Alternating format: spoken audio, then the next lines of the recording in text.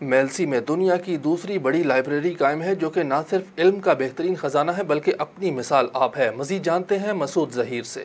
قدیم تہذیبی گہوارہ اور سفید سونے کا مرکز پاکستان کے دل میلسی کے علاقہ کو ایک شرف یہ بھی حاصل ہے کہ دنیا کی دوسری سب سے بڑی نجی لائبریری یہاں قائم ہے۔ مسعود جھنڈی ریسرچ لائبریری 1890 میں علم دوست ذمہ دار میاں غلام محمد نے 700 سے زائد ذاتی کتابوں سے شروع کی۔ ان کی وفات کے بعد 1936 میں ان کے نواسے میاں مسعود احمد جھنڈیر نے اسے باقاعدہ لائبریری کی شکل دی۔ میاں مسعود کے بھائیوں میاں محمود اور میاں غلام احمد جھنڈیر نے علم کے اس خزینے کے لیے نہ صرف جدید ترین دیدہ زیب خوبصورت عمارت تعمیر کی بلکہ کتابوں کی تعداد میں بتدریج اضافہ بھی کیا، جس کے بارے میں وزٹر اور لائبریرین کا کہنا تھا۔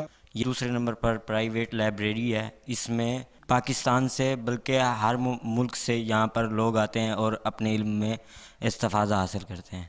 میں الحمدللہ اس لائبریری میں 20-25 سال سے خدمت سر انجام دے رہا ہوں، تو یہاں پر لاکھوں حضرات جو ہے نا وہ وزٹر آتے ہیں، سکالر آتے ہیں، بالخصوص P H D M phil researcher حضرات آتے ہیں، تو ان کو بھرپور مواد 90% مواد ملتا ہے۔